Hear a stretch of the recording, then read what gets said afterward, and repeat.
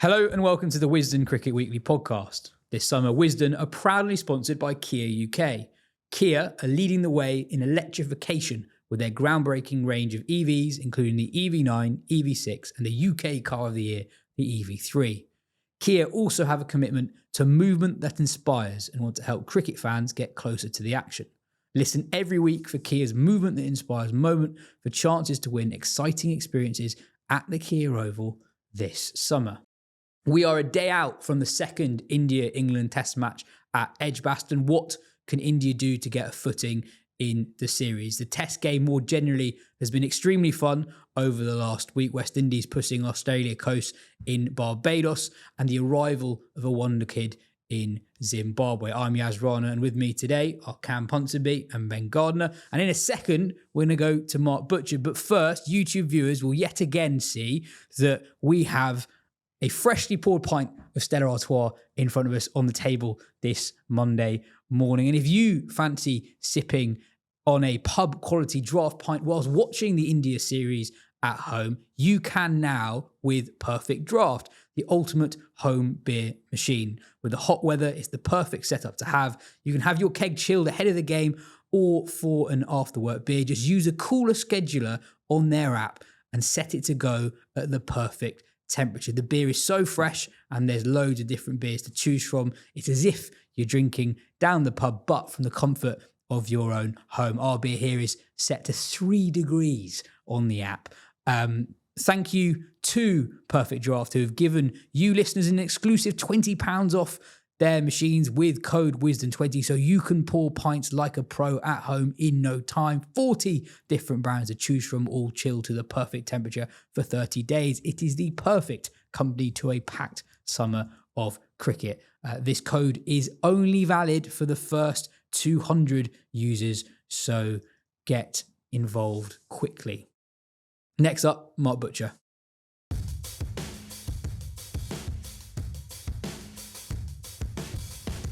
But England are unchanged for Edgbaston. Jofra Archer was in the squad but won't be in the 11. But it looks likely now that he will play at some point across the series. Just how exciting is that to potentially see Jofra Archer back in England whites again after 4.5 years? 4.5 years. Yeah, very exciting. I think they've been absolutely correct to err on the side of caution still. He hasn't got through a massive amount of work despite the fact that he's been fit. I think he needs to play a sort of at least one full red ball game where he has multiple spells over 2 innings and comes through it absolutely fine with no significant sort of drop off in terms of performance. And then you slot him in. You know, there's still a lot of Test match cricket left this summer, and you know he'll be a huge addition to England's fast bowling stocks and to their best 11, you would think. But I think, you know, until such a time as he's proven that this is it, this is a comeback which is for a long time, not just a good time, then it's best that they've gone the way that they've gone at this moment. I just wanted to ask you about the England top 7. Steve James in the Times wrote that if you were to pick a combined England top 7 from the current Stokes team and the Strauss side that won in Australia in 10-11, you'd have 5 of the current team. So 5 Stokes, 2 from the Strauss team. And that Strauss team is widely regarded as one of the best England sides of the last 50 years. Obviously, the bowling attack was also a huge part of that. Obviously, it's also very exciting what the current top 7 have done. If you look at the numbers since Stokes came in as captain, 5 of them averaged north of 40, 4 of them averaged north of 45 with the bat in that time. It's exciting, but should we urge some caution too? Yeah, I hate those sorts of games. Are just, you know, I've never enjoyed them particularly. One thing I will say, and this is in direct sort of answer to Steve James's article, is that top 7 won an Ashes in Australia, and as yet the majority of ours haven't played one yet. So, in particular, you sort of think of someone like Matt Pryor, who averaged north of 40 over a lot of Test matches as a keeper batter at 7.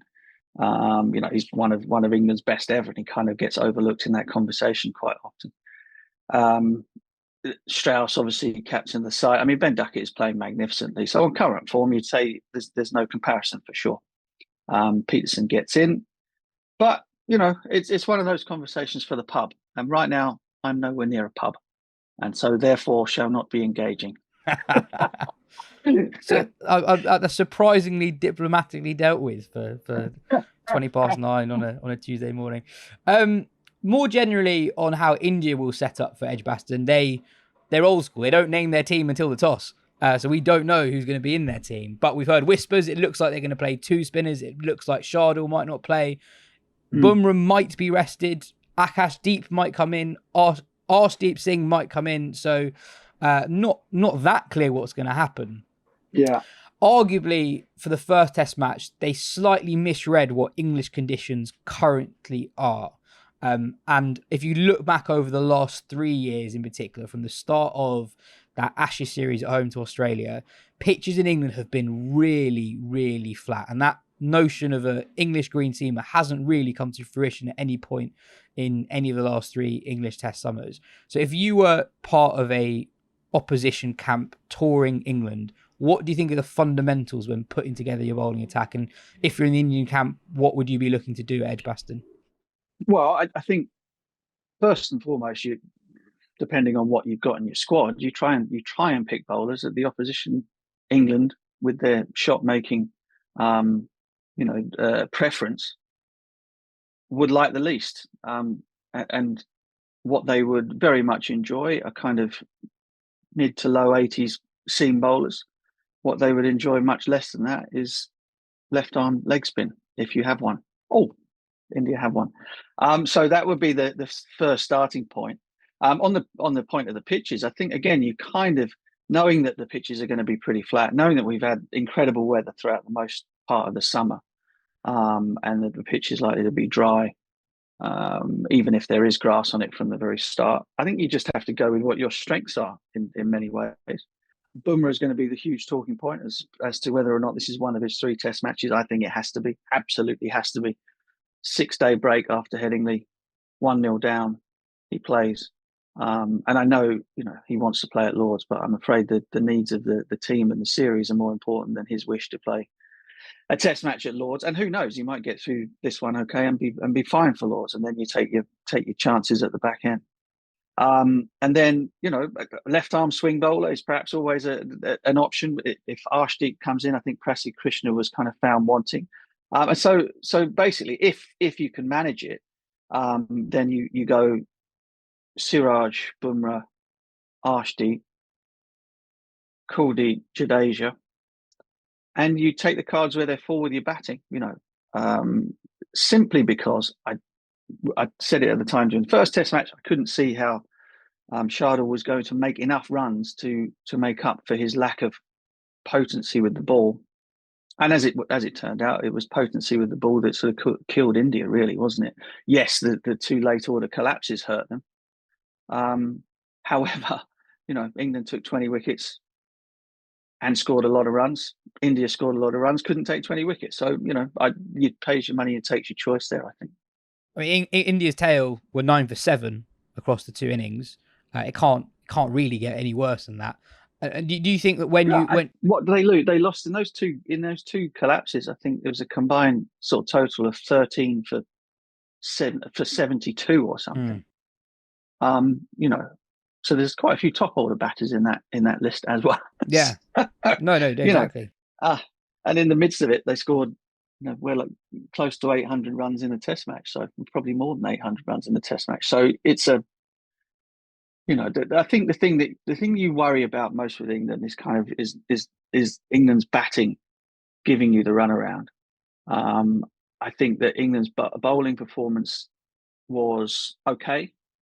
And then obviously Josh Tongue sort of nipped in and knocked the tail over. But I think if you're worried about that from the offset, then you're very much on the back foot. So you think the most important thing when putting together your bowlers, and this does sound obvious, is pick the best bowlers to give you a chance of taking 20 wickets and almost take a hit on the lower order batting. If you don't have a viable option, a genuine all-round presence, that is going to either take you bags of 4 or 5 wickets or score you hundreds, then you kind of, you go with the better bowling option. And it isn't just a case of pick your best bowlers. I think it's also look at what England would like least, given their style of play.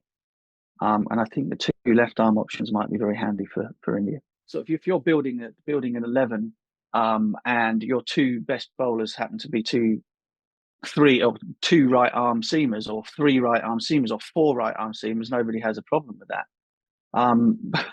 But for some reason, when it comes down to sort of spin bowlers, you can't have two the same. Well, it's a bit daft. And India have done in the past, at home on very different surfaces, have played multiple spin bowlers of a similar type. I just think, given the way that England want to play, given the way that they are going to be very attacking, that having somebody that they cannot read, and cannot sort of reverse or go down the ground and smash at will without having to have a forethought as to what might be coming down is absolutely essential. It might rain. I mean, it might rain. Yeah, it might rain. I mean, the other thing that they could do, they could leave Jadeja out, play a batter. Do you know what I mean? If they're worried about the runs, then, leave Jadeja out, play your most potent spin bowling option. Jadeja is a fantastic holding bowler, although he couldn't even do that in the last game. So leave him out and play a batter. That's your other option, and go with sort of three seamers, one spinner, and again, take your chances a little bit. You can then play one of your seam bowling all rounders as a little bit of cover, batting at 7.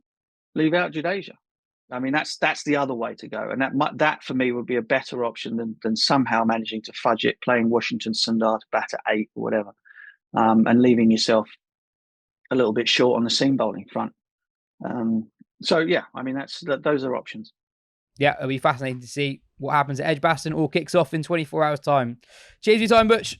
See you next time.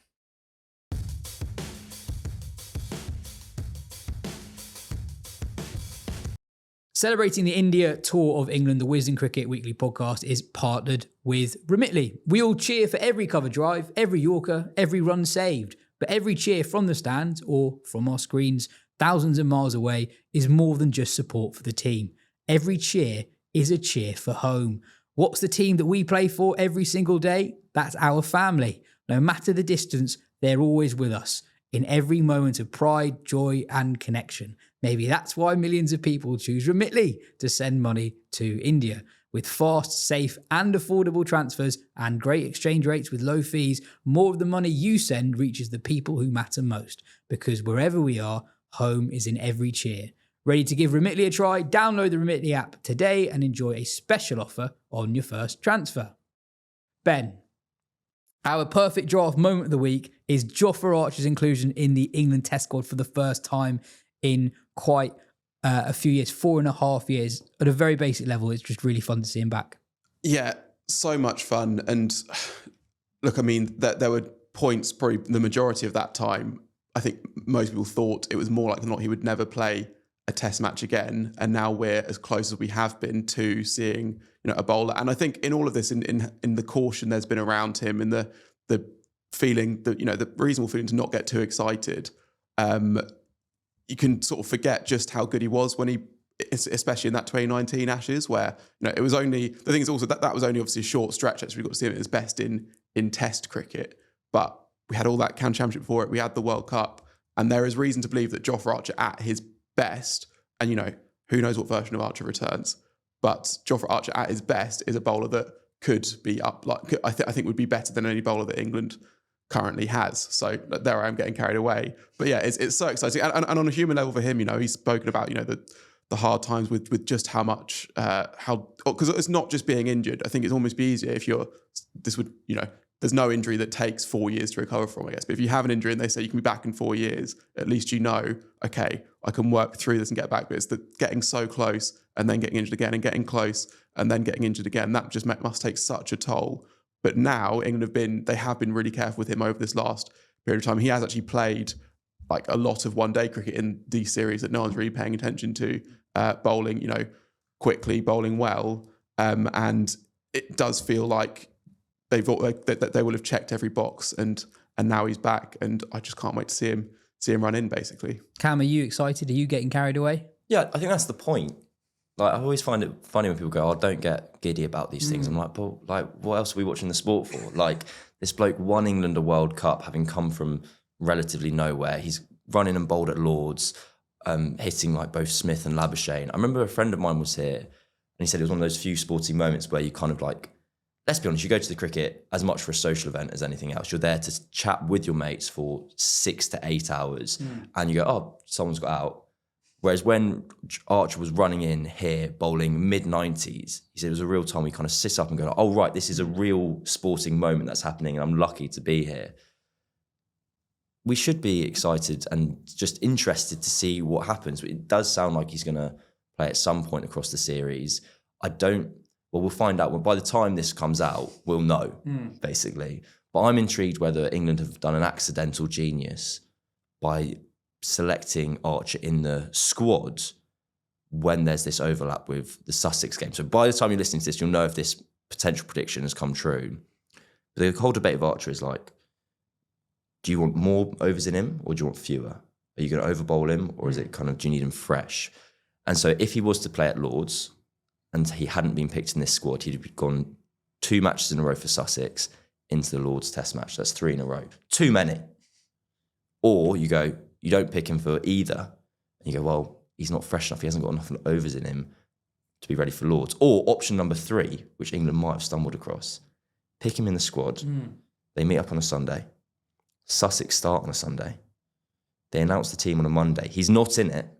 And then they can release him back to Sussex to play just 1 innings of the county championship and have the Goldilocks effect. That's galaxy brain thinking potentially. I love it. From England. Yeah, it's. I think a lot of people are looking at it and saying, well, he's only bowled 18 overs in red ball cricket in the last 4 years. How can you pick him for a test squad? But it is worth reiterating just how cautious they have been with Archer. He has been fit playing for England, as you say, for over a year now. He's been fit bowling almost 2 years. It's the end of the 2023 summer is when there was initial chat around could he be rushed back for the 50 over World Cup that year. That was a genuine possibility at one stage. And yeah, it's worth remembering that he was absolutely incredible in that 2019 summer.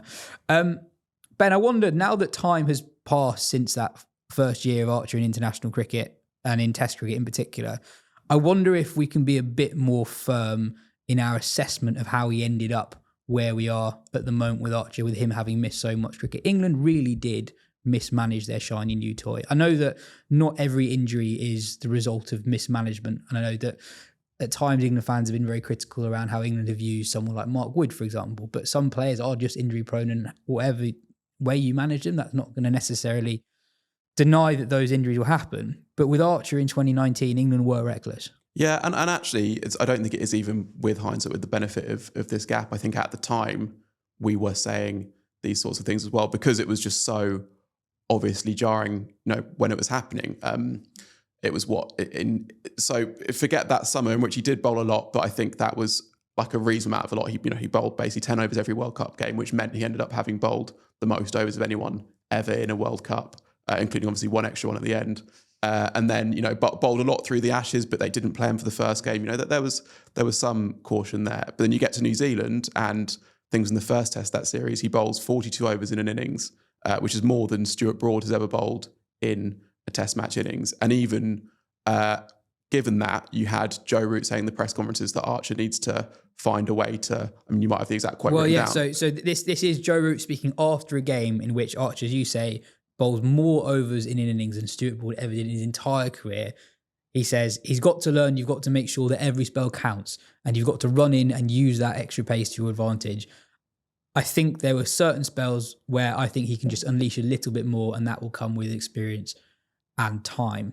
And in the following test match, he bowled 40 overs too. So 82 overs in the 2 test series. Yeah, and then actually even to the start of that South Africa series, when I don't think he was fit for one of the games he was going to return for, but they put him through a really, really vigorous fitness test before one of those where they were like, you've got to go and bowl full tilt the day before the game. And then they were like, oh no, you're not fit enough. So I think there was, and I think the other thing about that as well, I think it actually misunderstands what Archer can be at his best. I mean, through that summer, obviously, you get a guy who can bowl 90 miles an hour, and it's England, so we don't have any of those. You're going to be really excited about it. But when Archer was at his best for me that summer, and even through what he'd done in county cricket before that, he was a really smart bowler with loads of skills that wasn't just relying on being sort of out and out, just rapid. Like I remember at Headingley, when obviously the game that ends with that Stokes innings, but it starts with Archer taking 6 for in, helpful seam bowling conditions, and he brings his pace down so that he can maximise control and maximise the movement he can get, and then takes 6, blows Australia away. That was, for me, more impressive than the Lord spell, even though everyone remembers him bowling. That's boring. That's he's bowling 90. Like but like I think that to be you can be a very, obviously if you can bowl 90 miles an hour, you're going to be an international bowler basically. Got to have variety on the podcast. We can't all just agree with each other. It's like nipping it around at like mid 80s. Well, that was better than the 95 miles stuff. You're on the out and out pace guy, and I'm the guy who comes and nibs it around. That's fine. Yeah. But I'm saying that Archer basically could be trusted as well to do both and to understand the moments, to be like, this is when I'm cranking it up. This is when I know that I can go for that pace, and this is when actually I can sit in, bowl tight, not go for too many runs. And then actually, since then, that was kind of it. Like Archer got that stress fracture in the elbow in South Africa and has been in and out of the side basically since then. There was in mid 2022, there was a stress fracture of the back. I think you put a little bit less on England for that, because every fast bowler pretty much gets a stress fracture of the back at some point. But the elbow has been the recurrent thing. That was even the thing in the middle of 2023 that was the last thing to sort of give him a longer stretch out of the side. And even going back to 2023, you can find he tried to play the IPL that year, and there was a quote from the ECB saying that he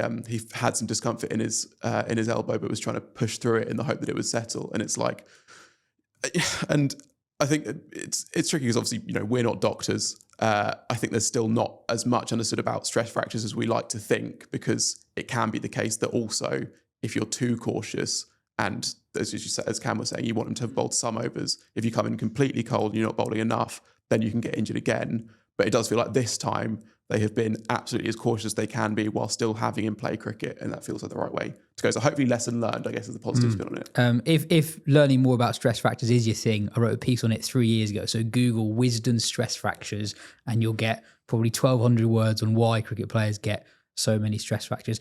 Cam, how did you see the first test match? Obviously extremely exciting, but with the benefit of a week or so for us to de-gidify ourselves, what do you think?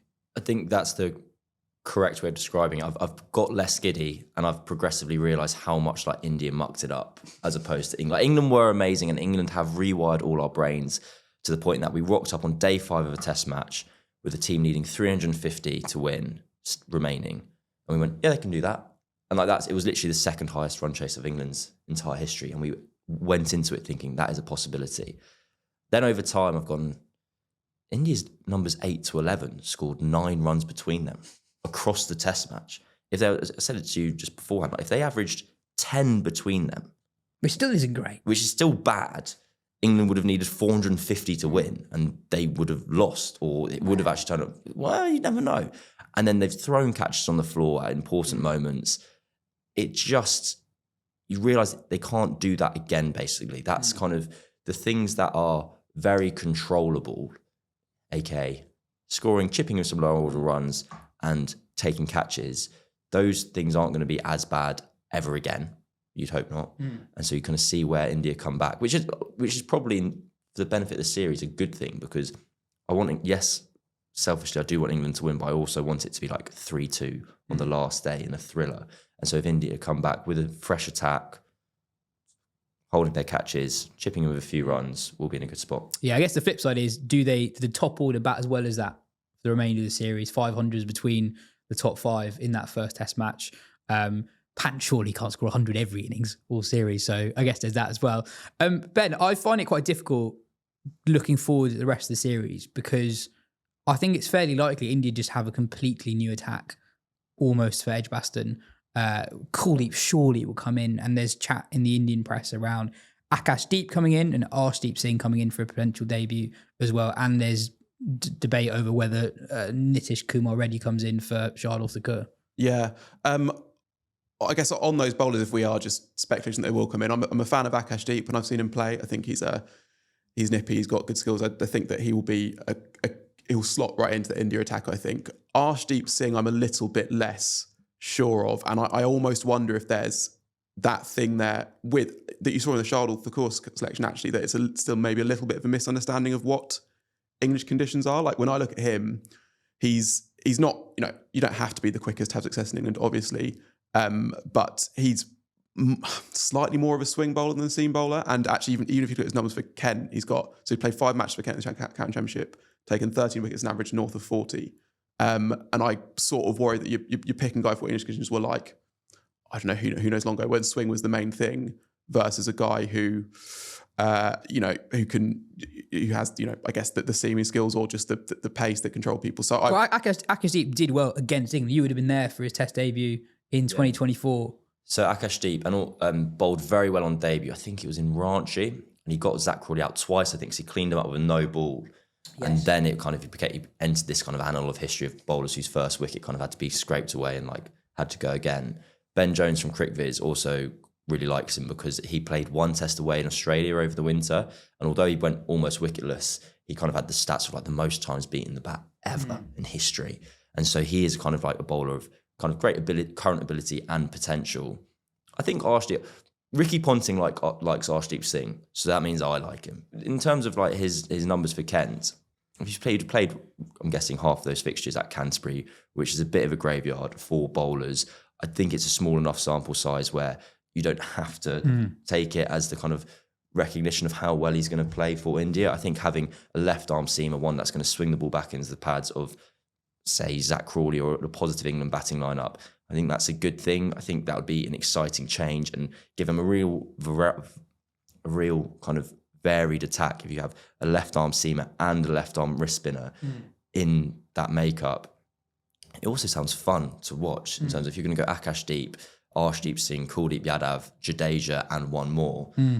It's going to be a real challenge for England. And if England are going to set themselves up in this way of we'll bat last, thanks very much, then you naturally bring in that wrist spinner more because he's going to be bowling on the pitch last, and he's also going to be bowling against a batting lineup that's like, yeah, cool, we're going to go at 4s. Don't get me wrong, Ben Duckett and England's reverse sweeping against Jadeja was amazing.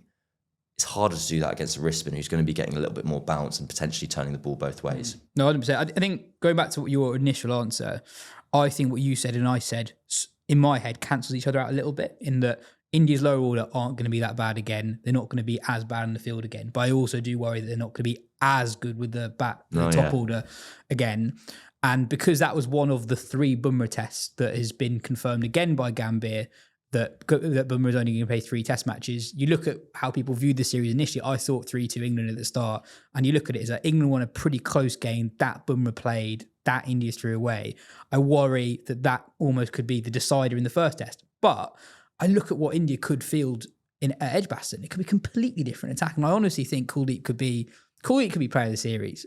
He was so good against England on flat Indian pitches that weren't the traditional turners that we've had in recent years.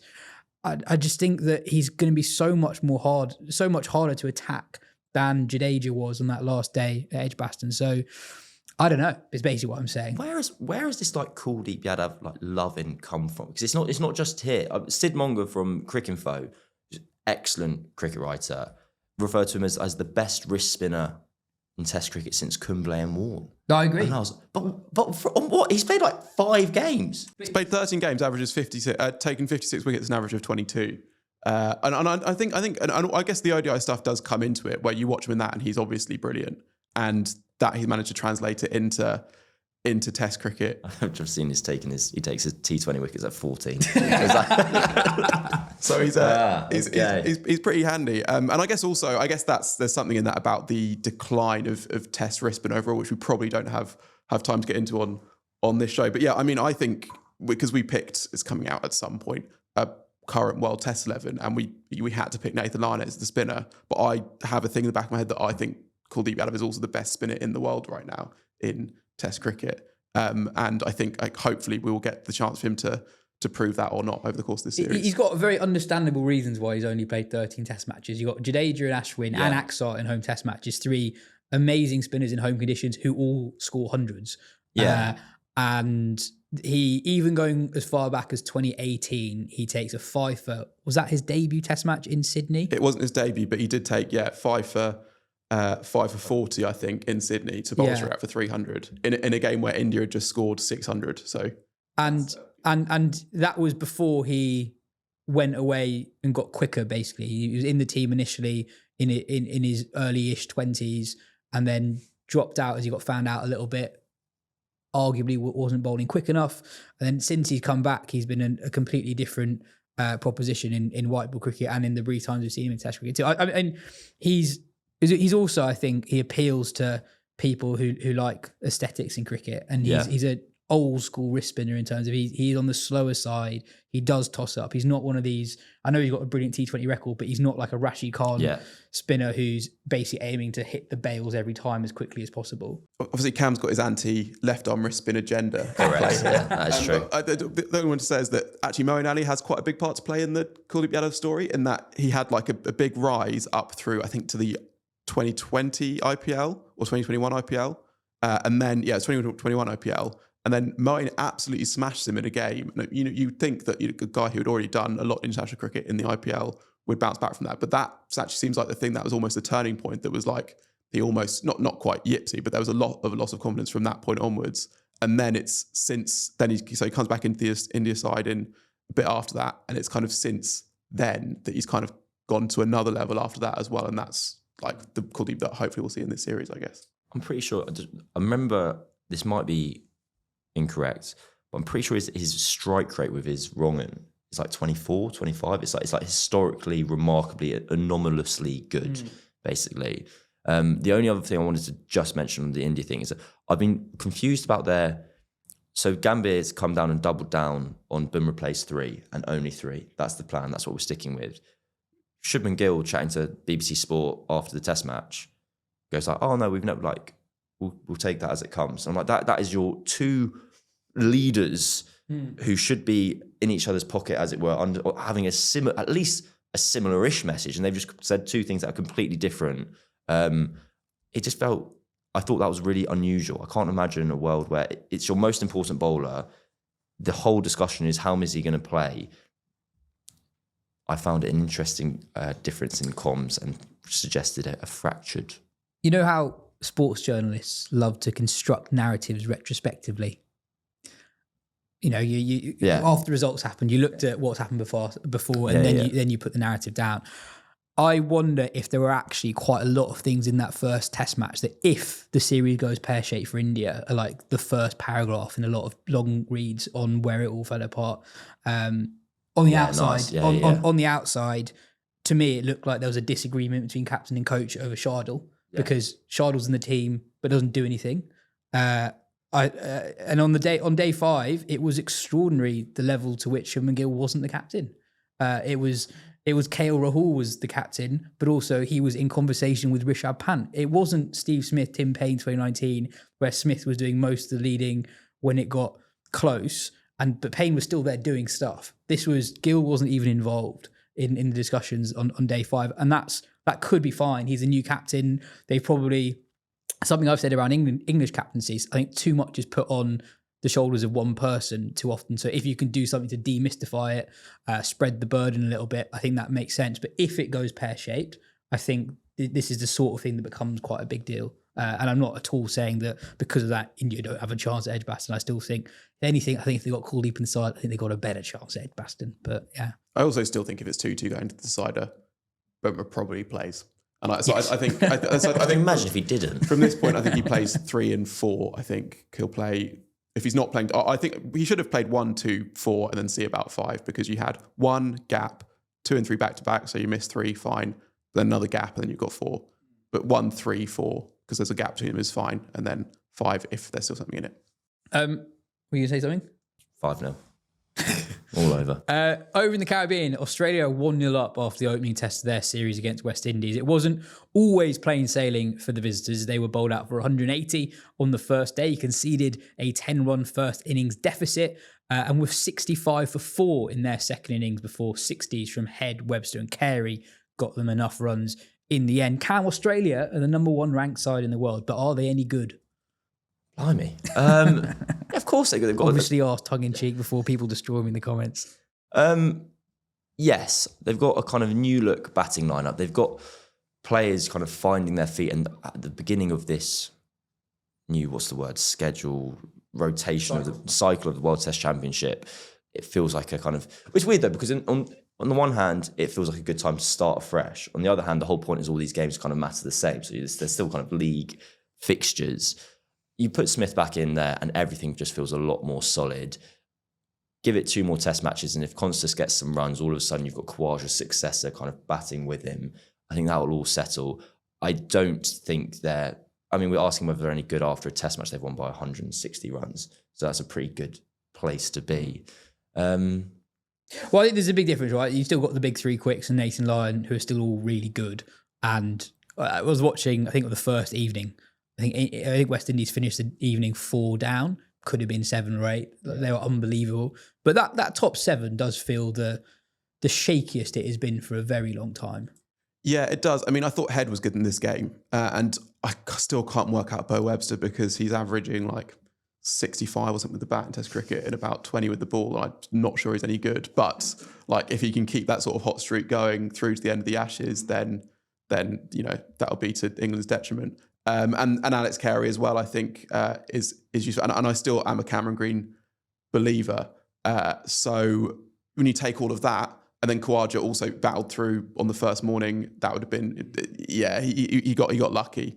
But West Indies dropped a lot of catches in this game. Yes, as well as some other stuff which we'll come on to, I guess. So yeah, I mean, I think if you're Australian probably looking at, I guess you're unsure even more so over Constas. And I wondered, is the word that they'll just bring Smith straight back in for Inglis, or could they push Inglis up to open it? I'm not sure. Okay. So that'll be interesting to see. So I guess the 2 new players who they have properly in there from the World Championship final, they're not fully convincing, although Inglis does have a Test 100 from his debut 3 tests ago. So that's also not too bad a place to be in. But yeah, there's a few questions there. And I think it's almost more, there's a few key parts that if they're working, as Cam says with Smith, they all make sense. If those aren't working, then the rest all sort of get diminished because of it, I suppose. It feels a bit to me like England 4 or 5 years ago, where the guys coming through don't really have first-class records to speak of. So Constas, for example, now averages low 30s in first-class cricket. He's played 18 first-class games and he's passed 3 figures in 1 game. McSweeney averages low 30s in first-class cricket. Josh Inglis doesn't have an outstanding first-class record. And Constas in this game, I know he's so young. He is so young that it's almost that precedent for a guy to open the batting at that age and do well. He'd had a really tough game. He was dropped a lot. I think he was effectively 8 for 4 from 52 balls in this game if the catches were taken, and they were all in the slips. And Khawaja, you mentioned he got runs in the first innings, but that was a very, very streaky 40-odd. So, yeah, also worth saying, West Indies attack, good. Very, very good. Kemal Roach isn't in it at the moment. So they were tested, and actually there aren't that many fast bowling attacks that are as exciting as the West Indies. So it's a properly stern test. I think Constas is really interesting at the moment in that I saw him kind of in those first 2 tests over in Australia. He's now, 3 tests into his career, and I'd still say I haven't seen him bat yet. In that his kind of 60 against Bumrah, it was intoxicating. It was crazy. It was genuinely, it was bizarre to watch, and everyone was like, "What is this? We don't really understand." But it was a case of like all his former teammates and coaches going like, "We've never seen him bat like this." It was kind of the euphoria and the rush of adrenaline all coming together. And then he got a bit of blowback about it. He seems to have come back, having been left out the side a little bit, and gone, right, I need to find the right tempo for Test cricket. That was silly. I got overexcited. I'm going to just rein it all in a bit. And he's ended up kind of striking out. Well, he got 3 off 14 in the first innings. Then the second innings, he was 5 off 38. And kind of Andrew McDonald, the coach, spoke about that, about like, he's just trying to find that happy middle ground at the moment. And there's a reason Australia are picking him at 19. He's obviously kind of this kind of potential generational talent, and they will kind of go the distance with him absolutely over the course of this series and presumably beyond. But it'll be quite interesting to kind of see in live time that just how he finds that rhythm to his game. I think it's actually not that dissimilar to the conversation we had about Bashir when you were last on the pod, where if it doesn't work now, it's fine. He's so young. Yeah. It's so few finger spinners have that much success age 21. So few opening batters have success age 19. So yeah, I think there's a lot being expected of him. And I think it's okay if it doesn't work at the moment. Ben, some TV umpiring in this game didn't go down hugely well in the West Indies camp. Darren Sammy, the West Indies head coach, was fined for some mid-game comments about the umpire Adrian Holdstock. He got a bit conspiratorial, which is never a great look. He said, "You don't want to get yourself in a situation where you're wondering about certain umpires. Is there something against this team?" But when you see decision after decision, it raises the question. Obviously, we don't like to see it, but did Sammy not have a point, because the conspiratorial aspect of it is obviously nonsense, but were West Indies right to be so aggrieved? Yes, in some respects, yeah. I mean, there were this also, the game had a weird amount of sort of like marginal, I guess, like the kind of TV umpiring decisions that you could see get wrong and disagree with, but that you might see normally, but there were just an odd number of those. So for example, so that I can't even go through all of them because there were that many. There was one where Roston Chase is given at OBW. It looks like it does deflect onto his pad, but the spike on Ultra Edge is a bit weird, and there's a deflection, but because it's a deflection close to between bat and pad. I've seen those. I think it is a mistake, but I've seen those mistakes made by other umpires. Similarly with, low catches, that do they bounce into the glove? Do they just bounce before? I've seen those kind of go both ways. What was weird in this game was you had there was one that Hope took that was given not out that really does look like it just goes straight in, and one that Carey took. The one that bounces. Yes, basically, yeah. So yeah, there is that. There was also, I think, at least a decision that went against Australia. Again, a sort of similar-ish to the Chase one, in that this was a question of was it pad or bat first. And it does look like it's pad first. Again, there's a spike there that kind of brushes the pad onto the bat. And I felt a bit for Holdstock, because he must have, whenever there was like another decision, there's like the technology is like not just telling him exactly the answers, but like, well, the word they often use is conclusive, right? Yeah. And yeah, I don't know. I'm normally very defensive of umpires, and when they get criticism, I think if you're critical of someone making a split-second decision when the bowling's 90 miles per hour, I think that's unfair. And if you're not sure yourself after looking at a couple of replays, yet are still criticising the umpire, that's unreasonable. But I did think that the Carey catch and the Chase LBW, I do think it was conclusive and the wrong decision was made. And I think that I don't have that much sympathy for TV umpires getting it wrong when it's like that. I understand that there are often very contentious decisions that you can't conclusively say, but the Chase LBW, you can see a deviation. Carey catch, you can see the ball hit the ground. I think the other thing is that there is sometimes, and this actually goes generally for TV umpiring, not specific to this instance, there's kind of a lack of sense checking of decisions sometimes, where you don't like, you're almost relying too much on the technology. Your process will be so kind of like regimented. It's like, this is going on. Is there spike?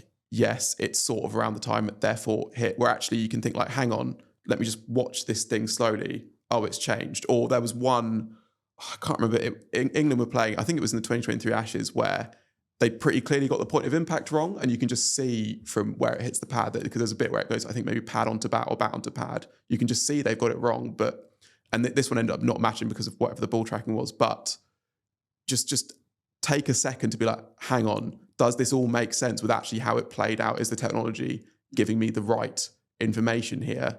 And then take that extra step. I think that is something that is missing from a bit of TV umpiring these days. Yeah, the Chase one, they got the processes right, but the decision wrong, I think. At the time of recording, day 3 of the Zimbabwe-South Africa test has just begun in Bulawayo. Fun game so far. South Africa scored 418 in the first innings. Lhuan-dre Pretoria scored 100 on debut, becoming the youngest man to score a test 150. Corbin Bosch scored his first test 100, and Daryl Brevis scored a rapid 50 on debut too. Sean Williams hit his 6th test 100 in the Zimbabwe response. I retweeted the moment in which he got his 100, by the way. It's amazing. A proper roar when he gets to 3 figures, and the crowd goes nuts as well. Really healthy crowd. I know a lot of people were talking when Zimbabwe came here for the Trent Bridge test, that there's been a real resurgence in cricket in Zimbabwe, and it feels like a national sport in a way that it probably didn't even when they had more success 25 years ago. And you can see that in the crowd when he gets his 100. But we need to talk about Pretorius. He's a proper wonder kid. Breakout SA20. So he's only just turned 19. He had Ben Stokes tweeting about him during the SA20. On his debut, right? On his debut, yeah. He's got 4 first-class hundreds in his first 8 games. He's got 2 list day hundreds, already a gun T20 opener. And as I said, the youngest man to score a test 150, beating Javed Miandad's record that basically lasted 50 years for 163 he scored in Lahore in 1976. He's quite good. Yeah, the weird thing is like there's not the sample size of him is still small. Yeah. But it's just every time he makes a debut for anyone, he makes a century. So he's got 97 on SA20 debut. He's got first class century on debut. He's got some list A hundreds as well. If it was in the first match, I'm not 100% sure. Then again on test debut for South Africa, he's the youngest test centurion ever for South Africa. And he's done it in his very first game. It's quite exciting when you see new players just arrive and you go, oh, right, so you're the one I'm meant to be watching for the next 15 years. And both South Africa and the West Indies are kind of having new rotations or new generations of their test sides in very different ways. So South Africa have given the debuts to Pretorius, Brevis and Mafaka as the 3 guys who are like, you're the boys. This is the next generation of this team. And by contrast, it's a bit of a tangent. The West Indies have basically just picked all the old ODI lads and they've kind of started again as well. And you can see people giving different kind of, injections to their test side. And it'll be interesting to see where, in particular, South Africa go with it. Because, well, in theory, this is like the 1.5s for South Africa. They've given 7 changes to the team that won at the World Test Championship, but 3 of those debuts are to play, or 3 of those players are people they're kind of putting their chips in and going like, you're the guys for the next 10 years. Similarly with Constance, it's so rare for 19-year-olds to do what he's doing across all formats. That's the thing because when he had that exciting SA20 with a slightly odd technique, first question, I must admit, whenever I see a kid do well in T20 cricket, yeah, but can he do it against the Red Bull? Can he do it against the Red Bull? So I was much more excited when he got a first-class 100 on debut than I was by his SA20 stuff. And then you see him do this and you're like, oh, he's really good. Yeah, and so Rahul I think we've probably shouted out a couple of times in this podcast, one of our Wisden India writers, he actually picked out why he thought his T20 technique might be reasonably translatable across formats. So he talks about his 2 things, his back swing and his bat lift. So his bat lift, he says, is fairly orthodox. It comes up quite high like most players, but most players, they come up high to begin with, then the ball's bowled and they come up high again and then generate the power that way. He comes up high to begin with, but then comes up really shallowly actually when the ball is bowled and then sort of gets his power through whipping his wrist through it and saying that actually that should allow, if you then want to translate it to a defensive technique, your bat doesn't have as far to go to get to the ball. So then you can sort of block it that way. And actually, if we're talking about his numbers, one of the few hundreds of his that we haven't actually mentioned yet was in South Africa's first class final. His Titans team, I think, so they were not going to win the game. They were bowled up 123, made to follow on. He then comes out in the follow on, makes 114 off 209. So it's not like he's crabbing around, but it's not like the run of ball stuff. He's scoring most of the time and saves the game for them. Bats for 5.5 hours in that game. And that for me was like, oh, okay, so he can do this bit as well. So yeah, he's pretty good. For this episode's Kia Movement That Inspires moment, Kia are giving you the chance to win 4 tickets to the Surrey-Warwickshire Women's T20 Blast match on July 18th at the Kia Oval. Be there to experience the last home Women's T20 game of the season at the ground. For your chance to win, all you need to do is enter via the link in the description. Next up, we've been talking about the best seats in the house at the Kia Oval over the last few weeks. And last week, I went there myself to catch up with Surrey head coach Gareth Batty to talk about his time with the club through his 5 standout memories at the ground. Cool. Something a little bit different for the next bit of the podcast. YouTube viewers will see that we're not in the studio as usual. We're in the Kia best seats in the house right by the pitch at the Kia Oval. And I'm joined by Surrey head coach Gareth Batty, who's going to tell me your 5 standout moments from your long-term association here with the Kia Oval. So start wherever you want to start. I think we got to start with the first one, and that was right at the beginning when I signed my first contract. And I walked through the gates at the Kia Oval, and it feels like you're part of something as soon as you walk in. I always refer back to the Gladiator movie when they talk about the Colosseum and all this sort of stuff. So I'm walking in, I'm nervous. Then you go in the office and you sign the contract. And that was the start of, so I suppose that was first base for the start of what has been a very long association here. How much has the ground changed over the years since you first came in? Lots. When I was first here, the JM Finn stand wasn't there. That was just sort of a block, and then there was kind of, I've forgotten what it was called. It was like a pub off the back of the main pavilion, a big blue pub that we used to have like members events in, and so on and so forth. Obviously the 175 wasn't there. I mean, it's just changed beyond recognition, really. And the Surrey dressing room at the time, that must have been some dressing room to come into. It was, and that was part of the reason for signing. It was Mickey Stewart, who was doing England age group things, that just sort of said, look, you might want to come and learn off Sackley, Mushtaq and Ian Salisbury. And at that point, I could swing a bat okay. So there was obviously Alex Stewart, Graham Thorpe, the list went on. It was just a wash with England players, current England players, and guys that were about to play for England, which meant I didn't play a lot early. But half of the learnings from that were unlocked sort of 4 or 5 years down the line from not realising exactly in that moment what I was learning until you're able to process it out on the field. Moment number two. Moment number two, this is jumping quite a long time. There's quite a big gap from signing to getting my first team cap. I'm starting to well up now. It's quite an emotional day because of the time it took and the emotion I have for the club. I think it was sort of 13 to 14 years because there was another club involved in between. But my parents were invited down by the club and were having some food, and they were part of the presentation. It was, look, you can't say it's more or it meant more than an England cap. That's not right to say, but it certainly felt right on a par, and it was a very emotional time for me because of the ups, downs, and probably not blessed at being a wonderful player. It was nice to, it felt like a real achievement for me. Why does the club mean so much to you, and why has it meant so much to you for such a long time? Because obviously listeners who might not know you very well will be able to detect your accent is not a South London accent. I really don't know. And it felt, like people say that you walk into a house and it feels like home. You walk into a room and you feel comfortable. I just feel like this place kind of unlocked it's my Disney dream. I've always loved cricket. I've always been a badger for cricket. And this place just has, even today, there's nobody in the ground, but there's a whisper of something cool's going to happen. And on game day, that just goes up and up and up, and it's electrifying. Even my kids come now and they've got no interest in cricket. They're more like gymnastics and all that sort of stuff. But they come and they go, Daddy, I want to go to your work again. It's brilliant.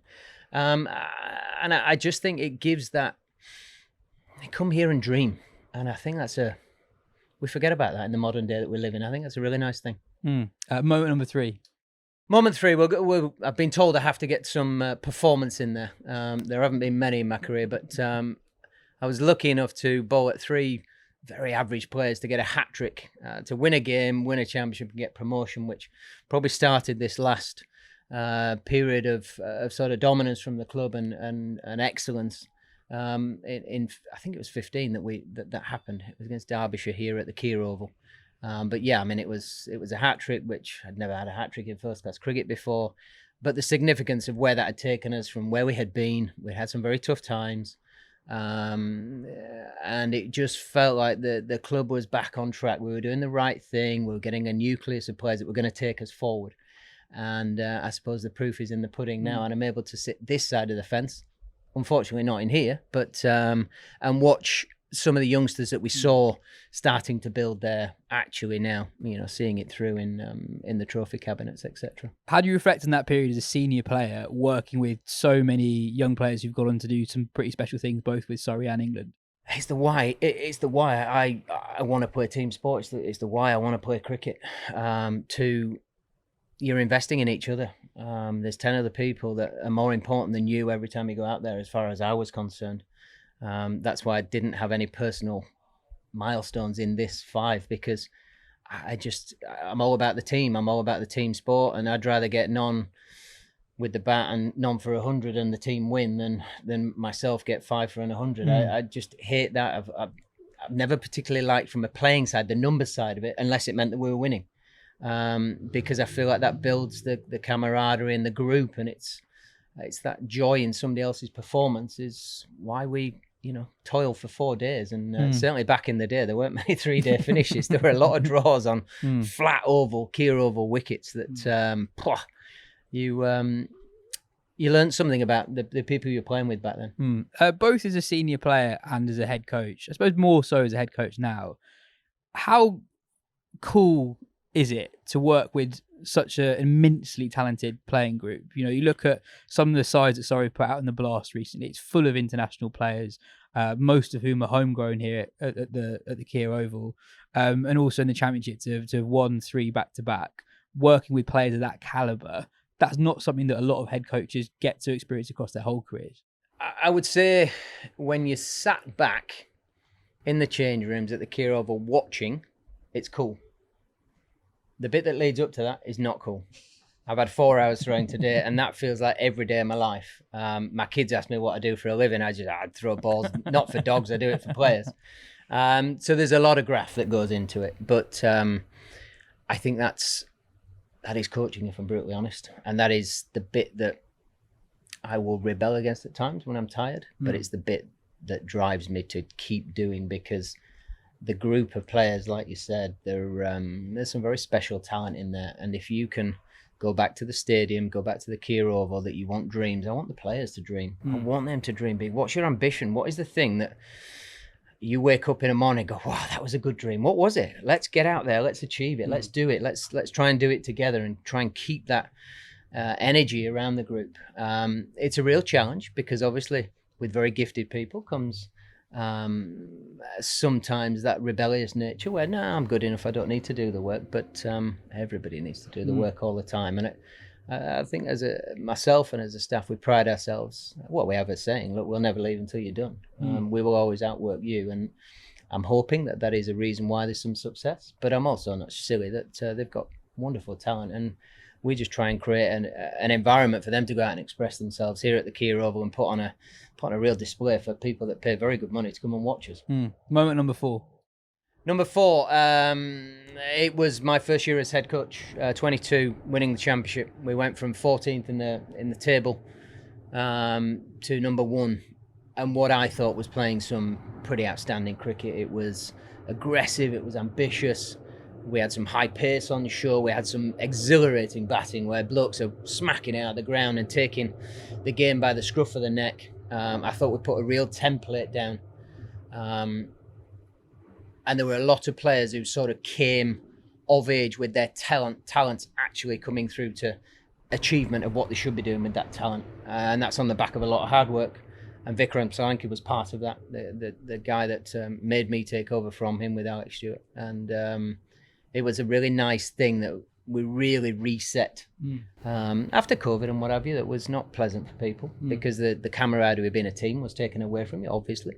And there's lots of people with hardship. So, we were lucky just to be out playing from time to time. But incredibly satisfying how we went about that journey. And there were a lot of doubters, and there were a chap at Beckenham that called me out for ruining the game. And I just think, sorry, sir, you're watching something really special here. I think you might be getting this wrong. And we were about to win that game. The rain came. But to get over the line, it was very, very pleasant. Was there a moment where it felt like it clicked that season where you thought, hang on, we're actually on to something special here? Yeah, well, at Scarborough. We won at Scarborough when it looked like the game was going to peter out. And is that when Aaron Hardy was in the team? Yeah, it was. Yeah. He'd had did play 2 or 3 games for us. But Jamie Overton had got a couple of wickets in the morning, and we were sort of off and running to then, can we chase something? And Scarborough's quite small for people that haven't been there, so once you get on a roll, you can really chase it down. And we managed to bowl Yorkshire out for a total, and I think we were chasing about 248, something around there, about the 250 mark, and we just had to think about how we were going to do it. And Don Best was playing, so we were like, right, we're going to target him. We're going to smack him out of the attack, because let's keep bringing their big lads back, make them tired, make them go back to the well. So we changed the order, and Jamie Overton went in at 4 or 5, smashed Bessie out of the attack, and then it was Hardy and Folksy that just played a beautiful innings at a canter, really. I think we still did it with balls to spare. And it was only 23, 24 over, something like that. I'm getting some numbers wrong, but it was a real galvanizing moment, I think. And I think that really set off the belief. Because people dream about belief, but actually knowing it is a different thing. And I suppose that's the thing that we see with some of our players now. They'll be dreaming about what they're achieving, but now they actually believe it because of the work they've done and also the achievements out on the field. Moment number 5. Moment number 5 is for all the coaches and all the teachers out there. The real satisfaction you get from working with somebody and then seeing them get their results out on the field. When we win a trophy, I said 22 was a highlight, but it's more the satisfaction of a group of people coming together. But seeing individuals fulfill their dreams and just being a small part of that. It's always the player that has to do the work. We can't take credit for that. We might maneuver them into certain bits, but ultimately it's as close as you're going to get to being a parent, because nothing touches being a parent. But that there's a real sense of satisfaction that people have achieved and you've helped them along the way. More often than not, with just some throwing and some effort. And they've done all the work, but to see them get somewhere near their goal is a really pleasing thing. And it's for all the teachers out there, and certainly for all the coaches that are doing it right and not trying to cream off the players. It's kind of just sit back and, well done, son. How much pride did you, not only you, but other members of the Surrey coaching setup and guys in the academy get when you see someone like Ollie Pope do what he did last week against India, or Jamie Smith literally hit the winning runs against Ravi Jadeja to win a test match and a chase of 370? How much pride do you get seeing those guys who've come through the academy, who've worked under you, you've seen them come through since they were really young players, and now they're doing that for England? I think we're pretty consistent in saying, whether it's go play for England or IPL, we kind of like go, look, you've earned the right for this, go fly. We don't, well, I certainly don't get in the way of when they're away. It's kind of like, look, we're here if you need us. And Popey came in and had some nets, and it's kind of like, we don't expect anything. Just, you got it. We are here for you. So there was a real, I suppose, a little bit aggressive with Popey doing what he did. And I'm almost shouting at the TV going, go on, son, you showed him. You better shut up now, sort of thing, to all the doubters. Because there's nothing to doubt about the man. He's averaging 44 in the position. I was really disappointed how that all played out, because I think it's unfair on a kid. And he's a really nice lad. And then Smudge, it's a different emotion because it's just free flowing, and he's worked very hard to get to the point to be free flowing. It's not like all his career he's just smacked the ball and never made mistakes. He's sort of owned his mistakes and got better off the back of it, and sort of positioned himself into being about as free flowing and powerful a cricketer as England have right now. He was the one that made the intervention in the gym before he broke into the England team that winter. You know, he got big. He was strong. Huge. Yeah, he got real strong. Yeah. He was the one, you know, it wasn't like we were having to railroad him to get in. He went in there, he did it off his own bat, and then he did lots of really hard work in those dark winter days from November to December. And then had a wonderful summer and helped us win a championship, but also played for England, and we'll never look back. So we're now just going, look, just go fly, mate. If you ever want any balls for him, we're here, but keep winning games for England, mate. It's really impressive. Gareth, thank you so much for your time, and best of luck with the rest of the season. Pleasure. Thank you very much.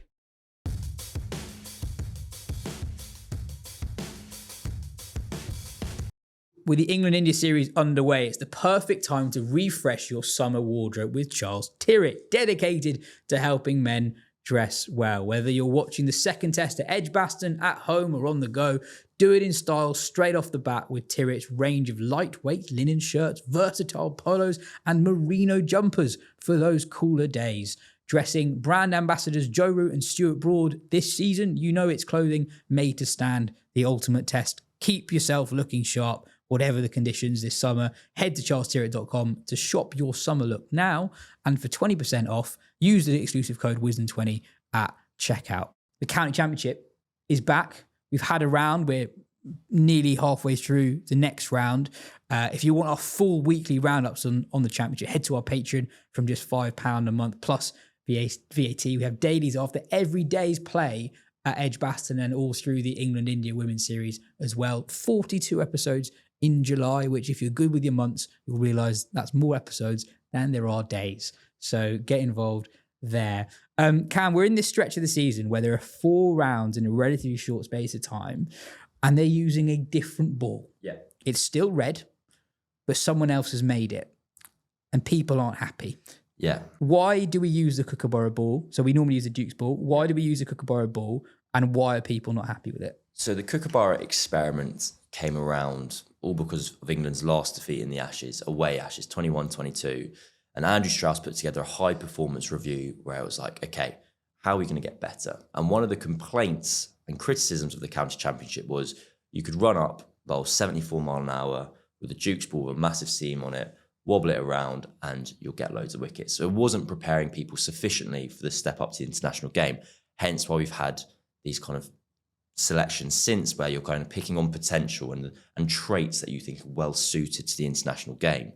This experiment is now, I think, in its 3rd year, and it's kind of its 3rd iteration. In that last year, for instance, they used it for 4 rounds, but they bookended the season. And that was bad because when the Kookaburra ball was used in April, you're kind of on these featherbed wickets, which are brilliant for batting, soft. The ball either didn't get damaged or went soft, and they were just millions of runs. They were remarkable statistics. Some statistics where you read them in like the intro paragraph and you go, I don't actually know if these are good or bad. They're just there's so many numbers. The thought process was this year, we're going to be in the middle of the season. It's going to be a bit more kind of well suited to the wickets we have at the time. You're seeing a lot of teams signing spinners because the idea is you want to have more spin bowls, and you're going to have more pace bowlers because you want to have an injection of pace because you can't just rely on your medium pacer. We're in the same place as we have been kind of every year in that we're halfway through the 2nd round it's been used. The 1st round it was used, there was 1 result out of 9 matches, and that was... Two, sorry. One in Division 1. Yeah, Northants beat Middlesex. And we're now in the 2nd round of it, and there are runs everywhere again. And on the one hand, I go, this isn't that much fun. On the other hand, I go, is this the point? Like, if the criticism is that bowlers aren't highly skilled enough to take wickets with the Kookaburra ball, if in the early stages of this experiment, bowlers aren't taking wickets with the Kookaburra ball, is this kind of the process of where Andrew Strauss would be saying, take your medicine? If we do this for another few years, then we will see people develop the skills that require them to nick people off. You can make the counterpoint, is it necessary? Because you could just say, just play with a Duke's ball throughout. And people have previously been very critical of the ball. They don't like it. I think it goes to a very philosophical question about what is the point of the championship. Is the championship there to produce England players? If so, this makes sense. Or is it a competition that ought to be enjoyed in its own right? Because as an entertainment, as an entertainment product, it is worse with the Kookaburra ball. Yeah, but then I guess this is also the least I felt that it's actually doing anything beyond batters being able to score loads of runs, because you have overseas bowlers in the championship as well, and they are also struggling to have the same inroads. So you wonder if it is just that English wickets are not that well suited to the Kookaburra ball, and that is also part of it, that you need those really hard wickets so that it can sort of fly through, and that if it can't do that, then wicket taking is going to be hard for most bowlers. And also because we're talking about I think there was an average of 5 wickets that fell per game on day 1 of this round. In the first round, so because obviously there's a declaration, only one team took 20 wickets, not just got a result, and that was the 3-time back-to-back champions against the team who are bottom of Division 1, which is, so I guess, I think if it were the case where you had 2 or 3 results per round and a couple games that were close and a couple big hundreds, and you were finding that there were some bowlers that were doing really well, then I'd be all in favour. And that's what it has felt like last time. You had Sam Cooke, for example, would perform with the Kookaburra when others weren't, and that was another feather in his cap. This time it has felt like there hasn't really been a bowler who you've been that was interesting they did that, and that goes for the overseas bowlers as well, and that it has just been completely cashing with the bat. So if it were to continue like this, because there's 2 more rounds this season with the Kookaburra, then you would question it for next year, but maybe they will just need these 2 to be okay, I can figure out I can do this thing. And then, so I guess let's judge the Kookaburra experiment at the end of this season, I guess. But at the moment for this season, I'm not sold on it. The one thing that I think is good about it is that it does force teams to use spinners more. because it swings. Basically, the kookaburra ball loses its hardness earlier, and it swings for shorter periods of time than Duke. So you end up using swing bowlers less, so you end up using spin bowlers more. That is a good thing. This country has a serious problem with spin and getting enough overs into young spinners. So I think that is an undeniably good thing that the kookaburra experiment gives you. But I agree, it's when you're looking at overseas players who are really good and they're struggling, and you're like, okay, this is clearly not right. We've got 2 new spinners we discovered as well. Johnny Bairstow bowled over a spin, that was fun. And Tom Bailey at Lancashire, who's taken about 500 wickets bowling seam, also turned to an off spinner and took a wicket, which was fun. No, it's not been the most exhilarating cricket. I think we can say that. Yeah, 2 things on it. One, the Leicester seamer Logan van Beek, who plays his first-class cricket in New Zealand over the winters, where they use a kookaburra ball, said the other day that it is just different in England because the pitches are very different.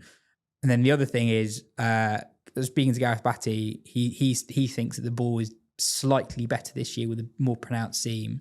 And maybe Surrey would say that because they're the only team that won a game, but they're also 400 for 3 at the time we're saying. He's like, no, the ball's going everywhere. My batters are just amazing. Moving on, there's one test match that we've not talked about yet. Sri Lanka beating Bangladesh to take that series 1-0. We talked about Ben Duckett on last week's show about whether or not he's the best all-format batter or top order batter in the world. Someone who has to be in the mix is Pathum Nissanka, who scored his second 100 in as many games. I think he's got a reasonable shout to be in the conversation.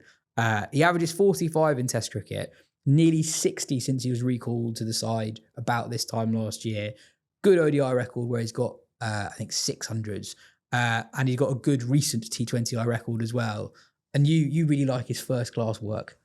Well, I was just looking it up, and he averages 57 in first-class cricket. And so when you take out his 18 Test matches, a third of his matches have been in Test cricket where he averages 45. So basically in first-class cricket, he's averaging like well north of 60. And so in that format, yes, he is the best one. I wouldn't say I'll be able to contribute too much to the Nissanka Duckett war. yeah. Can't we just enjoy them both? So the one thing I would say about Nissanka, and this is going to sound obvious because shouldn't everyone, but he absolutely loves batting, and you can tell us in a couple ways. One, and I've said this before, look at him. He's forearms. He's tiny all over. His forearms are absolutely massive. It's the forearm to bicep ratio. It's incredible. If you've got forearms bigger than your biceps, you love batting. Yeah, so he's just doing it all the time. And actually, because he made that brilliant 100 at the Oval to win that game, right? And when he hits, I don't know if hit the winning runs, but it was not out at the end. And he didn't really celebrate. And I kind of got the sense he was like, is that it? Like, I was quite enjoying that. Can I just keep batting for a bit and we'll just keep going for a couple more sessions? So yeah, I'm a big fan, and yeah, actually speaks to Sri Lanka's strength in batting depth in general. Actually, that he has had to fight his way into the side and now is getting that run at the top. And yeah, exciting times for them actually. Like we're talking about obviously South Africa, exciting, regenerating, but you've got a Sri Lanka team there with not just him and but Kamindi Mendes as well. They do have some quicks who, if they get it right, can be lethal. Obviously, that production line of spinners will always go ahead, and they have been in and around the latter stages of the last 2 World Test Championship cycles. So I think at some point in the next 2 or 3, we'll see Sri Lanka in the final, and they will deserve it, and probably Nissanka there scoring the winning runs. Well, I mean, on Nissanka, the reason why I'm excited is who and where he scored the runs in that last year as well. So 100 at the Oval at the end of that series. He got an 89 against South Africa in South Africa as well, and he's done really well at home. So he's basically passed every test in that time, and he's really come on as a white ball player in the last couple of years too. So yeah, he's really good fun to watch. Finally, Ben, there's some new rules and regs, which you're incredibly excited about. What's your favourite new ICC rule and reg? Sure. We've talked about some of them. You've only got 20 minutes on this, by the way. So yeah. So there's what I guess there's 2 things. I love when they make a niche change that will basically never come into effect. So a change to the deliberate short run rule. Like I can't remember when there has ever been a deliberate short run, and it doesn't even really change it. It just says who's going to be on strike when there is a short run. But now the fielding team gets used. This is why you love the laws, though. Yeah. Because your whole your love of the law is based on the fact that it takes into every possible consideration. Exactly. They've thought about everything. Yeah, exactly. So and it's great they've made that little change. Two things that actually, one current change that will make a difference is change the concussion protocols, which is basically and almost pointedly closing the Shivam Dubé loophole. So the one thing is you have to nominate designated concussion replacements for a game, whereas in that game there was obviously questions over, was it a like for like? They've said that it's to curb the advantage for home teams who they could bigger squads, or a squad of hundreds of thousands or millions of people, where they could go and pick an exact like for like. Whereas if you're a touring team and you've got 15 guys with you, you have to sort of fudge it a bit. And then also if you get diagnosed, if you're subbed out, you have to serve a stand down period of 7 days. Whereas obviously Dubé got subbed out, came back in for the next game, which was also a bit of a farce. But actually, I mean, the really big change is that they're trialling in domestic first class cricket injury substitutions, which I have long been in favour for. I think that the fears, I mean, we'll see because it's just a trial, but I think the fears over teams exploiting it is overblown because you can tell if someone's injured or not. And I think if someone was good enough to make a big difference to a game, they would be in the first team to begin with. So I don't think there's going to be that much chance of exploiting them. That I think could be a very positive change, because it is just such a shame when you get a game and a seamer goes down on the first morning or a batter cops on the elbow and that's them for the game and it is 11 against 10 and a game you're really excited about is all of a sudden a bit of a dud. A reminder for new listeners, by the way, Ben actually is responsible for one of the game's laws changing.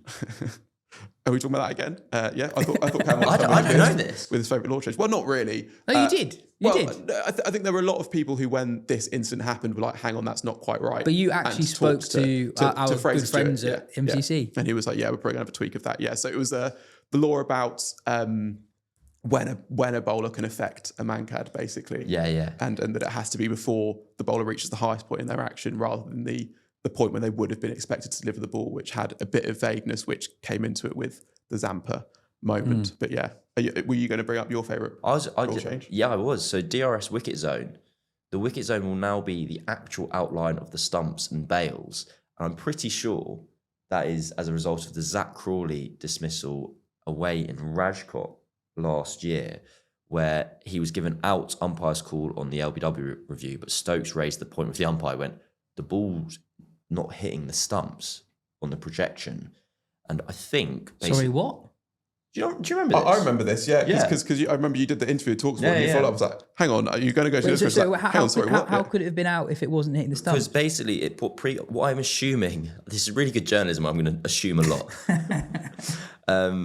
It used to be a case that the stumps, like the Hawkeye projection was like, it's like an equation or whatever, and it was a rectangle in effect. And so in the corner of the rectangle, there's basically going to be a gap where that rectangle is ever so slightly bigger than the stumps, because of these stumps kind of go down and narrow out with the bails. And so now I imagine what happened is, rather than it being a rectangle, they're just going to take the exact actual outline of the stumps and bails, because what happened last year was Zach Crawley remained out when on the image it looked like the ball's hitting the stumps. It more looked like the ball's missing the stumps, but on the kind of facts and figures and numbers and science behind the scenes, they have a kind of rectangle. Yeah, and on the other side, the stumps will be a bit higher actually than they currently are in the rules, because when you have the bails that protrude that little bit more, sort of between, say, middle and off. Can I just say, that as well? It is mental. When I first read that, I went, the wicket zone will now be the actual outline of the stump. I was like, what was it before? That's crazy. Yeah, that's why I was so confused. Like, hasn't this always been the case? Excellent. Cool. That is everything for today's show. And a reminder that this summer, Kia want to help you and your family get closer to the action and create inspiring memories that will last a lifetime. On September 14th, they are giving back to young cricket fans and offering 11 to 14-year-olds the chance to train at the Kia Oval with top coaches from Surrey before playing a tournament on the pitch itself. If your child is 11 to 14 or you are 11 to 14 and would like to have this experience of a lifetime, all you need to do is enter by the link in the description.